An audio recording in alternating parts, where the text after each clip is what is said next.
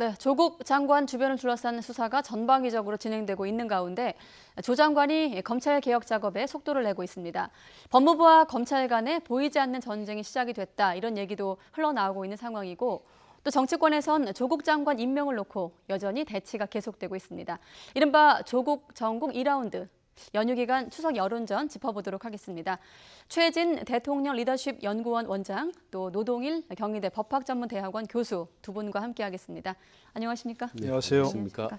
네, 이른바 조국 대전 2라운드. 잠시 추석 연휴 앞두고 숨고르기, 전반적으로 보면 좀 숨고르기라고 볼 수 있고, 여당은 좀 연휴 이후로 전국 돌파를 시도할 것으로 예상이 되는 상황이고, 야당은 연휴 기간에도 좀 공세를 이어갈 것으로 큰 틀에서 이렇게 볼 수 있는데, 자, 여야 각각 이번 연휴를 어떻게 좀 활용할 수 있을 거라고 보십니까? 일단 여당 입장에서는 전방위적으로 민생 행보를 가속화할 거라고 봅니다. 네. 조국 이른바 대전 2라운드라고 말씀하셨는데 거의 지금 2달에 입각하고 있거든요. 그렇기 때문에 국민들이 점차 식상하지 않겠느냐. 그래서 이제는 추석 밥상 위에서 민생이라는 그런 어떤 민생 문제를 올려놓자라는 것이 이제 여당의 전략 같고요. 네. 야당 입장에서는 당연히 지금 법무장관 이후로 최근에 조국의 어떤 사태들이 수그러들기는커녕 오히려 확산되고 있는 거 아니겠습니까? 네. 그래서 이 확산되고는 훨씬 더 좀 확대시키는 것이 야권으로서는 최대 전략이다. 그래서 아마 지속적으로 어떤 강화, 어떤 조국 대전은 2라운드, 3라운드로 또 확전시키는 그런 전략을 구사할 거로 봅니다. 네. 정치권에서 항상 중요시하는 게 추석 민심, 추석 여론이죠. 네. 전국에 투표했던 그 가족들이 모이기 때문에 이 문제가 또 밥상머리에서 안 나올 수가 없습니다. 이게 한가위 명절이라 좀 즐거운 얘기를 해야 되는데 네. 별로 즐겁지 못한 그런 이슈가 되어서 참 그렇습니다만은 네. 어쨌든 야당으로서는 이런 이슈를 계속 끌고 나가고 싶겠죠. 뭔가 항의 의사 표시를 하고 항의의 제스처를 하게 계속 하려고 하는 텐데 사실 그럴 방법은 사실 마땅치는 않습니다. 마땅치는 않고 현재 무슨 이제 특검 요구라든지 또 국정조사 요구 이래서 계속 이슈를 끌고 나가겠다는 거 아니겠습니까? 야당으로서는. 네. 여당으로서는 적극적으로 이제 방어하면서 정기국회에서 민생을 논의하자 이런 쪽으로 할 거고요. 근데 이제 특검 요구라고 하는 것이 이제 되게 검찰 수사가 미진하거나 검찰 수사를 안 하거나 이러면 이게 특검이 요구가 이제 타당성이 있다고 여론의 지지를 받는 텐데 네. 현재로서는 국민 여론도 그렇고 야당도 그렇고 검찰이 지금 잘 하고 있다는 거 아니겠습니까? 그러니까 특검은 사실 여론의 지지를 받기 어려울 것 같고요. 또 국정조사 요구도 이제 야당에서 많이 하는데 국정조사에는 분명히 한계가 있습니다. 재판 중이거나 진행 중인 범죄 수사, 네. 소추에는 관여할 수 없도록 돼 있기 때문에 야당으로서는 이 이슈를 마땅히 계속해서 끌고 나갈 수 있는 그런 동력은 사실 쉽지 않아 보입니다. 아, 그렇군요. 네. 야당 입장에서 보면 지금 동력이 쉽지 않다고 말씀하셨는데, 그렇다 보니 그 동력을 좀 살리기 위해서일까요? 황교안 대표 오늘 저녁에 1인 시위를 할 예정이고, 또 그 바통을 이어받아서 나경원 원내대표도 추석 다음 날 1인 시위 이어갈 예정인데, 이런 어떤 수장들의 야당 대표들의 이런 여론전 어떻게 좀 평가하십니까? 그러니까 1인 시위는 어떻게 보면 이제 이현주 의원이 삭발을 하면서 이제 촉발을 시켰지 않습니까? 예. 이후에 자유한국당 의원들은 또 여성 의원이 삭발하게 돼요. 그다음에 이제 황교안, 또 나경원 후보 1인 시위가 이제 통해서 민심을 계속 불을 질러 나가는 건데 네. 사실 지금 과거 역대 정부들 보면 추석 민심이라는 것이 꼭 항상 등장을 합니다. 왜냐하면 한 해 중간 부분에 있는 데다가 연휴 기간이 길어서 그 다음에 추석을 끝나고 나면 새로운 여론이 형성돼서 그래서 표출이 되거든요. 그러니까 여야 입장에서는 상당히 추석 민심이 중요합니다. 추석간에는 가장 많은 마을 사람이나 식구들이 모여서 이제 논의하는 거기 때문에 아주 이제 중요한 분수령이 있죠. 그래서 자유한국당 입장에서는 이런 중요한 시기에 양면 전략을 구사할 필요가 있다. 일단 검찰을 통해서 계속 수사를 압박을 가한다. 네. 다만 지금 법무장관으로 이미 취임을 했기 때문에 최근 흐름을 보면은 검찰 수사도 이를테면 믿기가 어렵다. 말하자면 검찰을 법무부 쪽에서 은연중에 직감적으로 압박하고 있는 징후가 보이고 있거든요. 이런 우려, 검찰의 자칫하면 기세가 꺾일 것을 우려해서 네. 특검이라든지 국정조사의 카드를 일찌감치 끄는 거라고 봅니다. 그래서 야당 입장에서는 이 추석 민심이 너무 중요하다. 이미 충분히 여론이 반 문재인, 반 조국의 여론이 숙성해 있기 때문에 이 추석 기간 동안에 세게 이 볼기를 잡으면은 수석이 끝난 다음에 국정조사 때부터는 야당이 전국의 주도권을 잡을 수 있겠다 이런 이제 판단을 하는 것 같습니다. 그렇군요. 야당에게 좀 이 연휴 기간이 혹이라고 보시는 것이고. 예, 그렇습니다. 물론 이제 이런 추석 민심 그야말로 네. 이제 아직 국민들이 우리 국민들이 모였다가 흩어지기 전에 네. 이런 얘기를 하면서 계속해서 이제 어떤 조국 장관에 대한 비판 이런 걸 여론을 환기시킬 그런 행동은 중요하죠. 중요하고 그러나 이제 추석 연휴가 끝나고 다음 주부터는 아마 이런 것들만으로 야당도 전국을 끌어나가기 힘들 거예요. 정기국회라는 게 특히 이제 중요한 두 가지 이벤트가 있지 않습니까? 네. 국정감사가 기다리고 있고요. 그리고 또 예산심의가 있습니다. 이 국정감사는 의원들이 1년 내내 기다려오는 그런 이벤트거든요. 자신의 이름을 알릴 수 있고 네. 지역구 어떤 현안도 뭐 이게 질의를 통해서 이제 제기할 수 있고 그 예산심의는 행정부 예산심의 중요하지만 또 그걸 통해서 자신의 지역구 예산도 슬쩍 끼워넣을 수 있는 뭐 그런 기회가 되거든요. 네. 그러니까 다음 주부터는 아마 이런 연휴가 끝나고 나서는 야당도 계속 이런 쪽으로 끌고 나가기 힘들 거 아닌가 싶어요. 그렇다면 그래서. 추석 이후 이제 본격적으로 정기국회가 시작을 하고 활동을 할 텐데 조 장관 관련 이슈가 이렇게까지는 계속 정치권을 뒤덮지는 않을 것이다 이렇게 보시는 건가요? 네, 그렇습니다. 일단 취임을 했고 그래서 이제 법무부 장관인 조국 법무부 장관이 어떤 행보를 보이냐 또 달라 있긴 한데 네. 계속해서 뭔가 의구심을 일으키는 좀 이따 얘기하겠습니다. 뭔가 법무부에서 대검을 접촉해서 예. 윤석열 총장을 배제하다든가 이런 식의 의구심을 보이는 행보를 보이지 않으면 일단 한숨 돌리고 한숨 고르는 뭐 여야가 그런 행보를 보이지 않을까 싶습니다. 네. 저는 이제 조국 대전이 빨리 가라앉고 민생으로 돌아갔으면 좋겠다라는 어떤 당위성은 동의를 합니다. 네. 사실 국민들도 많이 식상한 국민들이 많을 겁니다. 그러나 그런 기대에도 불구하고 상황은 정반대로 돌아갈 거라고 봅니다. 지금 뭐 어제 오늘 사이에 그 신문만 보더라도 새로운 의혹들이 계속 불거져 나오고 있지 않습니까? 지금 과거 조국 법무장관 민정수석에 재직할 당시에 어떤 수사 외압 의혹, 모마 뭐 이런 부분에 대해서 뭐 유재수 전 현재 부산 부시장도 이런 부분들 그다음에 윤총경 문제 이런 문제들이 계속 새로 의혹들이 이제 불거져 나오고 있는 데다가 네. 또 검찰과 법무부 간의 어떤 충돌 기미들 이런 부분들이 계속 언론을 장식하고 있습니다. 네. 이게 과연 쉽게 가라앉겠느냐. 그리고 또 하나 이제 더 큰 문제는 국정감사가 시작되면요. 국회에서 네. 시작되면은 이때부터는 이제 본격적으로 조국 새 3라운드가 등장을 한다고 봅니다. 왜냐하면 각 해당 부처에 대한 국정감사를 실시하지 않습니까? 그러면 지금 조국 의혹과 관련된 부서, 이를테면 교육부라든지 법무부라든지 중소기업 관련 부서라든지 이런 부분에 대해서 자유한국당 의원들이 전방위로 세게 몰아붙일 가능성이 높거든요. 네. 근데 이 정국은 앞으로 여러 가지 저나 여러 사람들 기대에도 불구하고 더 확산될 가능성이 높다라고 저는 우려를 하고 그러니까 있습니다. 민생이라는 어떤 당위성에는 동의하시지만 예. 여러 가지 뭐 새로 불거지는 의혹들 이런 것들을 좀 감안할 때 국정감사까지 좀 이런 논쟁은 번질 수 있다. 오히려 확산될 가능성이 확전할 수 높다고 있다. 저는 우려를 하고 있습니다. 그렇군요. 이 부분은 어떻습니까? 뭐 조국 장관 논란과 더불어서 나경원 원내대표 또 장제원 의원 아들의 또 음주 사고 논란 여러 가지 또 정치인들의 자녀 문제가 불거지고 있는데 추석이 끝나고 나서도 이 문제가 같이 좀 뭉뚱그려서 조국 장관과 흘러갈까요? 이 부분은 어떻게 보세요? 이른바 이제 물타기인 건 확실하죠. 사실은 뭐 조국 그 장관의 뭐 딸 때문에 사실 나경원 의원의 아들도 이제 제기된 것이고 네. 또 마침 또 조국 그 장관 후보자 시절에 그렇게 매섭게 몰아붙였던 장제원 의원이 또 청문회가 끝나기 무섭게 아들이 그렇게 음주운전 사고를 일으켰기 때문에 너희들 아들 딸은 뭐 운전하냐 이런 식의 얘기가 되는 게 분명히 물타기 맞는데 좀 구별해 봐야 된다고 생각합니다. 저는 이제 나경원 의원 아들 경우에 같은 경우는 물론 이제 뭐 얘기가지고 근데 공부를 잘했다 이렇게 얘기 나오고 있지만 이건 공부를 잘하고 못하고의 문제가 아닌 거죠. 본질적으로는 같은 문제 아니겠습니까? 부모의 어떤 커넥션을 통해서 다른 사람들은 전혀 누리기 어려운 불가능한 그런 기회를 가졌다. 네. 더더구나 그것도 서울대의 어떤 연구실을 사용하는 것이 청탁이 있었다. 본인이 나경원 의원 본인이 청탁했다는 걸 뭐 다 인정한 것이니까요. 네. 그런 점 봤을 때는 역시 조국 장관 후보자의 장관 딸의 얘기 나왔던 것처럼 공정성 문제가 분명히 제기되는 건 맞습니다. 네. 그건 맞기 때문에 그런 점은 이제 뭐 부모 청탁 그런 관련해서 본질적으로는 같은 문제이기 때문에 그것도 분노를 일으킬 수 있다. 하는 부분이 있고요, 분명히. 네. 그런데 이제 여당에서 그걸 제기할 때 네. 저는 어떤 의미인지 확실히 모르겠어요.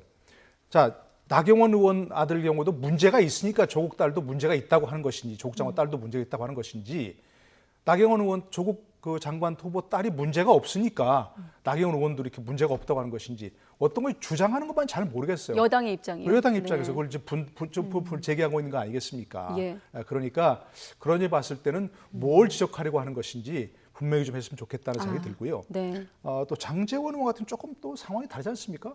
그 음주운전이라든지 또 음주운전 이후에 그걸 뭐 무마하려고 하는 과정에서라든지 아버지의 무슨 뭐 의원직을 좀 이용한 거라든지 아니면 의원실에서 직접 직간접적으로 관여한 것이라든지 이런 얘기가 나왔다면 당연히 아버지가 비난받아야 되고 사퇴가 나와야 되겠죠. 그러나 그게 아니고 단순히 음주운전을 했고 사고를 일으켰는데 장제원 의원은 아들이더라. 이런 거 가지고서 문제 삼는 건 조금 저는 지나칠 것이라 생각합니다. 공평과 공정이라는 최근에 이제 화두로 보면 본질적으로 같은 문제다. 그렇습니다. 그런- 나경원 의원 같은 경우는 그렇다는 네, 얘기입니다. 그런 정서가 좀 같은 맥락에서 분노를 일으킬 수 있다 이렇게 보시는 건데 정치권에서 전수조사하자는 얘기까지 나오고 있는 상황이거든요. 이 부분은 어떻게 보세요? 전수조사하자. 윤수아 예, 예. 의원이죠. 예. 그러니까 만약에 전수조사를 하면 어디까지 할 것인지 그럼 여야 대표라든지 청와대라든지 장차관까지 전체적으로 전수조사를 해야 되는 건지 네. 아마 모르긴 몰라도 전수조사를 하게 되면 많은 문제들이 아마 드러날 겁니다. 이와 유사한. 네.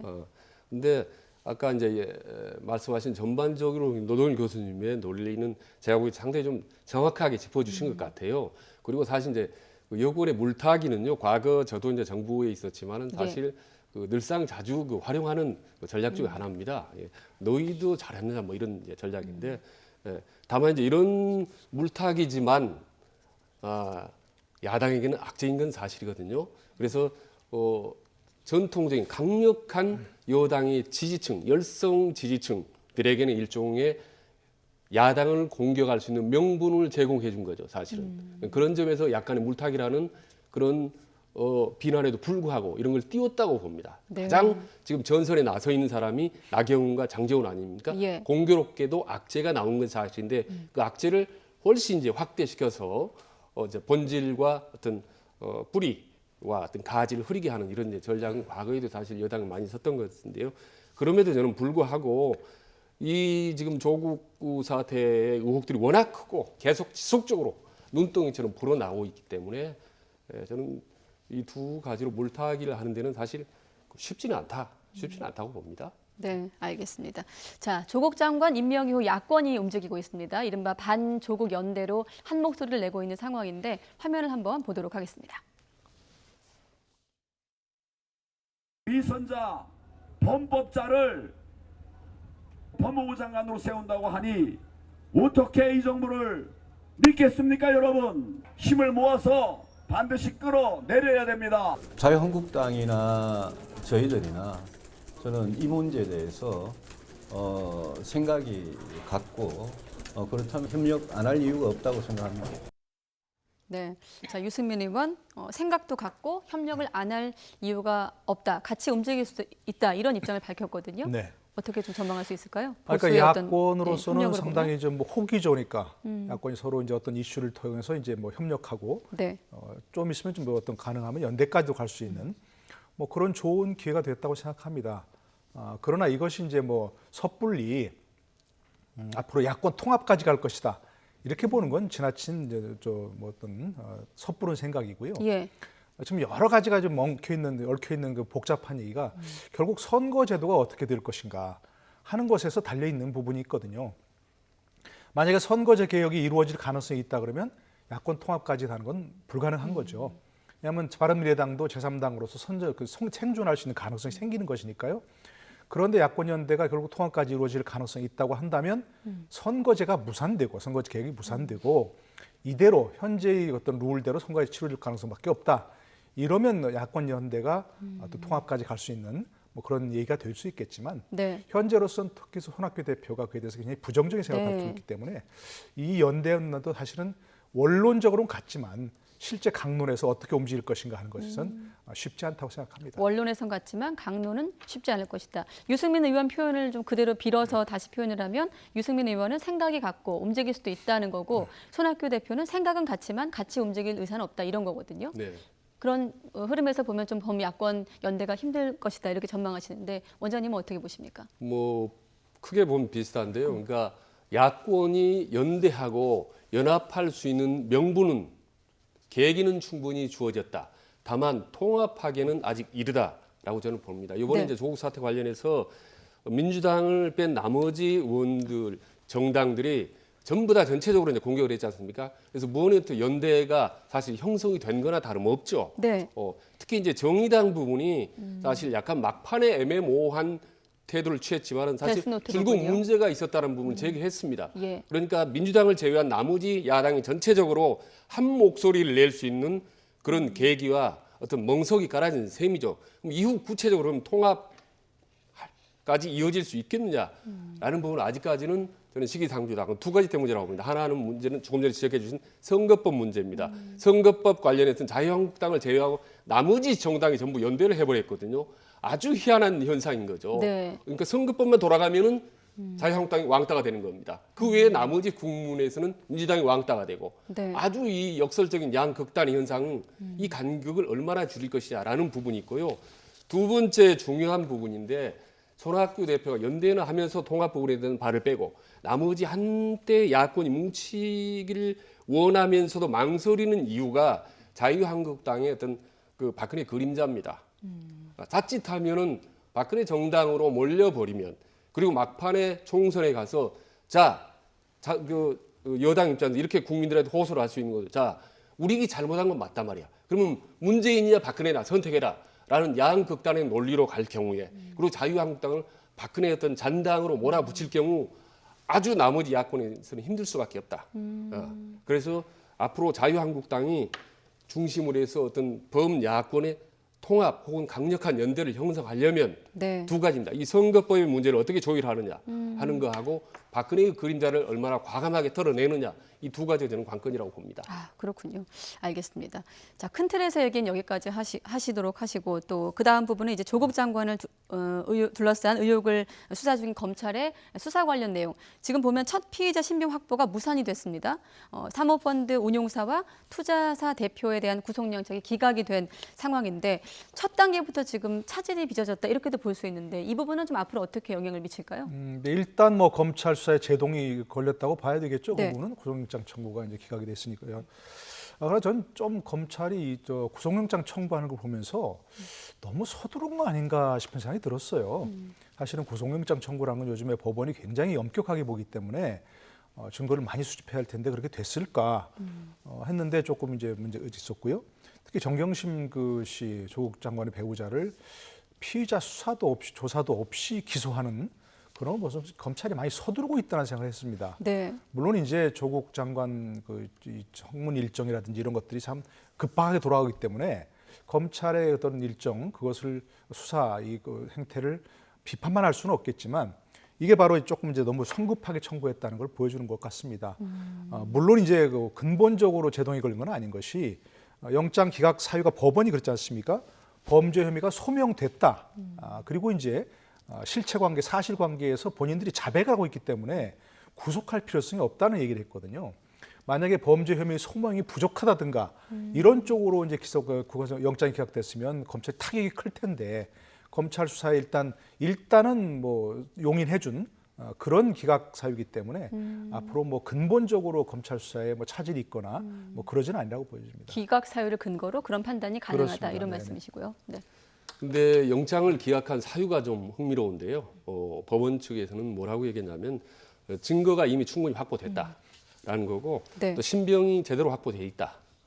그리고 그 피의자들이 검찰에 충분히 협조하고 있다라는 거거든요. 네. 그러니까 별로 증거 불충분하다고 한 게 아니라 이미 충분히 확보돼 있기 때문에 굳이 이 구속까지 할 필요는 없다라는 거거든요. 예, 그런 점에서 이제 검찰 입장에서는 그렇게 크게 이제 기가 꺾일 일은 이제 아니라고 보는 거고요. 다만 이 모든 핵심이 이 오촌 조카 아니겠습니까? 예. 지금 나머지 대학 입시나 여러 가지 문제들은 조국 장관의 딸이나 또 이 아내와 관련된 문제입니다. 근데 사모펀드 같은 경우는 어떻게 보면 당사자인 조국 장관에 직접 관련된 문제가 있거든요. 네. 이 문제이기 때문에 매우 이제 미묘한 문제인 거죠.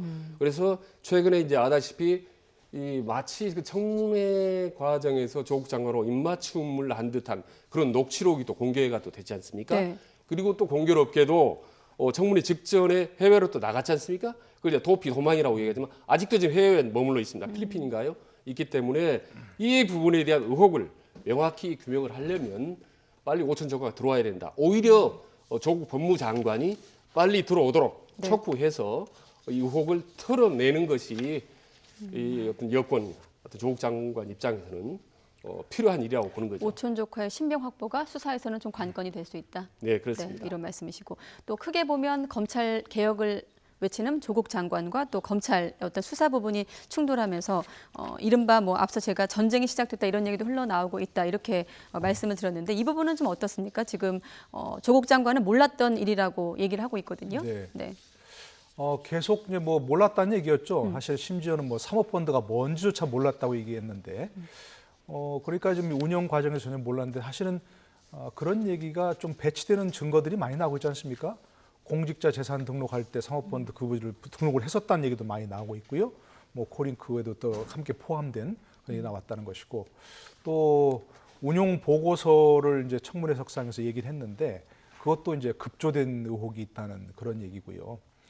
그러니까 사실은 이 문제가 이제 뭐 조국 장관이 이제 당사자다, 또 피해자 될 수 있다 이렇게 하는 좀 성급한 예단이긴 하지만 어쨌든 이게 상당히 좀 심각한 문제가 될 수 있다는 건 이제 보여집니다. 그런 것들은 특히 검찰이 이제 압수수색을 할 때 이 문제에서 굉장히 광범위한 압수수색을 했고요. 네. 또 바로 구속영장을 청구한 것은 그런 나름대로 검찰이 증거를 확보했다는 그런 거 아니겠습니까?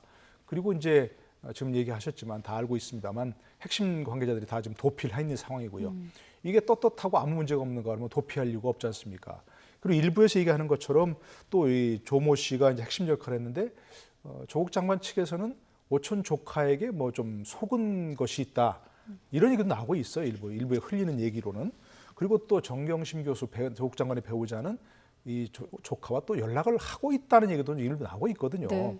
그렇기 때문에 저는 어쨌든 법 위반 사실이 없다고 하는 것이 조국 장관 측의 입장이고 그것이 명명백백 떳떳하다면 빨리 일가 아닙니까? 친척이니까 귀국하라고 종용을 해야 됩니다. 공개적으로 종용하고 또 당사자 연락해서 종용을 하고요. 네.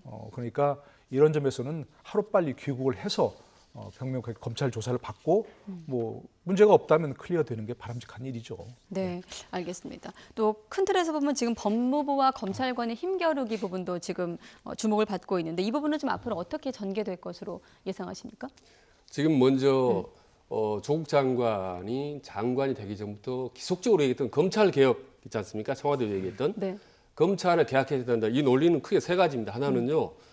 검찰이 검경 수사권을 조정하겠다는 겁니다. 말하자면 검찰의 권한을 약화시켜서 경찰의 어떤 수사권을 좀 더 강화하겠다는 논리거든요. 네. 이 부분에 대해서 일단 검찰 쪽에서는 지속적으로 반대를 해왔죠. 이건 난항입니다. 앞으로. 두 번째로는 법무부의 탈검찰화를 하겠답니다. 탈검사화를. 법무부를 시민단체라든지 혹은 민간인, 개혁적인 어떤 검사, 변호사라들로 바꾸겠다는 거거든요. 세 번째가 공수처를 신설하겠다는 겁니다. 이 세 가지가 다 산 넘어 산입니다. 근데 이거를 법무부 장관이 반드시 해내겠다. 적임자다라고 해서 청와대가 이제 법무부 장관을 시켰는데 문제는 이거를 물어붙이는 과정에 그 전에 이 법무부 장관과 관련된 이 의혹을 어떻게 털고 가야 그 다음에 이거 검찰 개혁이 가능하거든요. 근데 지금 아시다시피 마치 검찰 개혁이 아니라 검경의 갈등처럼 비춰지고 있는 상태입니다. 특히 대표적인 게 윤석열 검찰총장을 배제한 상태에서 네. 어떤 법무부의 수사팀을 구성하겠다. 근데 그 제안했던 두 사람이 법무차관하고 검찰국장이 두 사람이 다 아주 현 정부와 가까운 사람이겠다라고 하기 때문에 조국 법무부 장관의 어떤 검찰 개혁의 순수성이 상당히 의심을 받을 수밖에 없다. 이 부분을 어떻게 돌파할 것인지 아주 청와대나 문재인 대통령 입장에서는 대단히 저는 곤혹스럽고 어떻게 해서든 풀고 넘어가야 그다음에 검찰 개혁이 가능한 문제라고 봅니다. 일단은 그 윤석열 총장 배제하는 수사팀에 대해서는 조국 장관은 몰랐던 일이라고 얘기를 한 상황이고 이 부분은 어떻게 보십니까? 네. 계속해서 하여튼 조국 장관은 몰랐다는 말씀을 계속 하시는데 네. 뭐 몰랐을 수는 있을 것 같아요. 뭐 그게 취임식이 끝나자마자 그랬다는 거 아니겠습니까? 네. 근데 취임식 석상에서 뭐 검찰국장하고 법무부 차관이 조국 장관하고 얘기하면서 이렇게 뭐 검찰과 접촉해 보겠습니다라고 하진 않았을 것 같습니다. 정황상. 그러나 만약에 이게 조국 장관이 그런 것이 바람직하지 않다거나 했으면 이후에 이 법무차관과 검찰국장을 질책했어야죠. 오해를 받기 딱 맞는 겁니다, 사실은. 네. 지금 이제 일반적인 생각이 윤석열 검찰이 문재인 대통령의 당부대로 살아있는 권력에 대해서 엄정하게 수사하고 있다고 일반적으로 느끼고 있지 않습니까? 그러니까 그것을 윤석열 총장을 배제한 무슨 수사단을 만든다? 이런 것은 있을 수 없는 일이다. 오히려 장관에 대한 수사를 좀 축소 조정하려고 하는 것이 아니냐. 네. 이런 오해를 받을 수 있기 때문에 이건 조국 장관이 그냥 몰랐다고 넘어갈 수 있는 얘기는 아니고 그에 대해서 그걸 해서는 안 된다고 분명히 얘기를 해야 됩니다. 이것은. 그럼 몰랐다 하더라도 말씀하신 대로 법무부 간부들에 대한 어떤 질책이나 문책이 이어진다. 당연히 있어야 되는 겁니다. 이게 이제 뭐 강원랜드 수사단에서도 그런 예가 있지 않냐 얘기를 하던데 그거하고는 전혀 다른 차원입니다. 강원랜드 수사 당시에는 대검을 비롯한 여러 검찰 지도부가 수사에 영향을 미치려고 했기 때문에 수사가 차질이 생겼다. 이런 것 때문에 특별수사팀을 구성, 양문환 직업 검사장을 단장으로 하는 특별수사팀을 구성하고 그리고 검찰총장은 아예 보고조차 받지 않겠다. 이렇게 했던 것이거든요. 네. 근데 지금은 윤 총장이 잘하고 있는데 왜 윤 총장을 배제하려는 결정하느냐. 이 문제는 있을 수 없다는 거죠. 그래서 오해를 살 여지가 있기 때문에 조국 장관이 이에 대해서는 분명한 입장을 밝혀줘야 한다 이렇게 생각합니다. 네, 오해를 살 여지가 있기 때문에 사실 윤석열 총장 같은 경우도 이제 거부한 것으로 알려지고 있는 상황인데 법무부 간부에 대한 어떤 질책이나 문책이 이어진다고 보시거든요. 그러니까 이 두 사람이 장관, 법무부장, 조국 장관이 의논해도 문제고 의논 안 해도 문제인 거죠. 의논을 했다면 그야말로 조국 법무장관이 뭔가 아주 정치적 의도를 갖고 있었다는 점에서 크게 파장이 될 수 있겠고 네.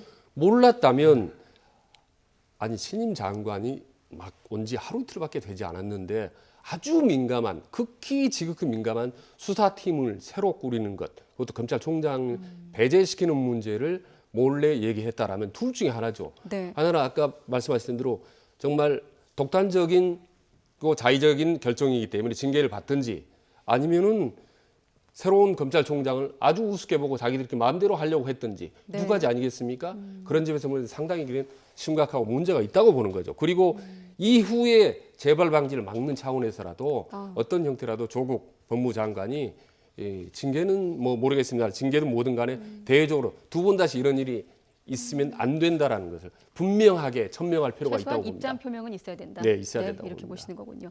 이 부분은 어떻습니까? 지금 검찰 내부에서 이제 구체적으로 이문정 검사가 되겠죠, 부장검사. 검찰 개혁에 대해서 외치고 있는데 전면에 나설 가능성도 있다고 보십니까? 먼저 검찰 개혁 추진 지원단을 첫 번째 만들라고 지시를 했고요. 조국 장관이. 네. 그리고 또 이제 법무검찰 개혁위원회 2기 법무검찰 개혁위원회를 만들라 이렇게 또 지시했다는 거 아니겠습니까? 근데 여러 가지 조건을 이제 그 조국 장관이 제시했어요. 그야말로 이제 그 중에 하나가 이제 40대 이하 검사 이렇게 얘기를 했는데, 그러니까 젊은 검사들의 목소리를 주로 이제 듣겠다 이런 얘기죠. 그런데 이제 그 첫 번째 이제 검찰개혁 추진 지원단을 만들면서 단장에 황희석 법무부 인권국장을 단장으로 이제 만들었습니다. 네. 이분 그 시각과 황희석 국장의 시각과 조국 장관의 시각이 검찰을 보는 시각이 똑같습니다. 한때 이걸 괴물이라고 표현했습니다. 검찰 조직을. 네. 둘 다 똑같은 시각으로요.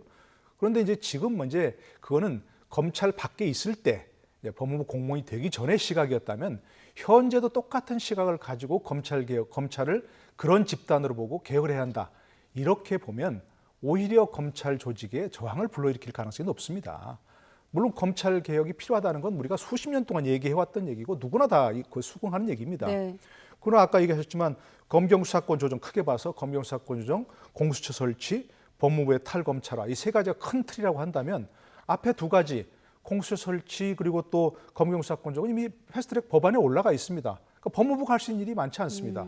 할 수 있다면 뭐 여야 의원들을 설득해서 법안이 통과되도록 한다. 이 정도인데 그건 뭐 장관이 나서야 되는 일이죠. 그거는.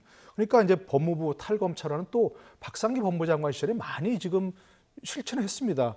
황희석 국장이 변호사 민변 출신으로 변호사였다가 그 법무부의 인권국장으로 들어온 게 그렇지 않습니까? 바로 예전에 검사 보직이었는데. 그러니까 검찰개혁 추진 지원단을 만들든 검찰개혁위원회를 만들든 간에 중요한 것은 검찰을 적으로 돌리고 과거 같은 괴물이라는 시각으로 보고 그걸 뭐 축소한다든가 막 이렇게 쪼개야 한다든가 힘을 빼야 한다든가 이런 식으로 가면 사실은 검찰개혁 대상인 본인들도 공감을 얻지 못하기 때문에 네. 개혁이 오히려 어려울 것이다. 저는 그렇게 생각합니다. 알겠습니다.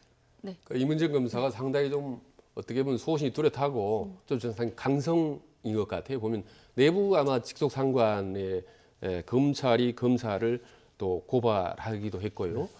그런 경우도 드뭅니다. 사실 검찰 조직 특성상 내부의 검찰의 구성원이 위의 상관을 고발하거나 강력하게 지속적으로 공격해왔다는 점이 그런 점에서 만약에 이문정 검사 같은 사람을 핵심적으로 중용을 할 경우에 검찰 개혁이 박차를 가한다고 생각할지 모르겠지만 거기에도 반발하는 또 검사들이 많이 생겨나면서 오히려 분열과 내부 갈등이 심해질 수 있다는 그런 우려가 또 듭니다. 그래서 중용을 상당히 좀 신중해야 되지 않을까라는 좀 생각이 듭니다. 그렇군요. 의견을 충분히 수렴하고 반영하면 되는 거지 구직을 전면에 내세울 경우에 그게 불필요한 또 대결을 내부 갈등을 또 촉발시킬 수 있다라는 우려가 됩니다. 알겠습니다. 좀 신중한 접근이 필요하다. 네. 여기까지 듣도록 하겠습니다. 뭐 여야 모두 조국 전국 관련해서 뭐 2라운드, 3라운드 좋지만 추석 민심을 좀 제대로 듣고 오길 바라겠고요. 두 분도 방송 끝나시면 이제 고향으로 가시는 건가요?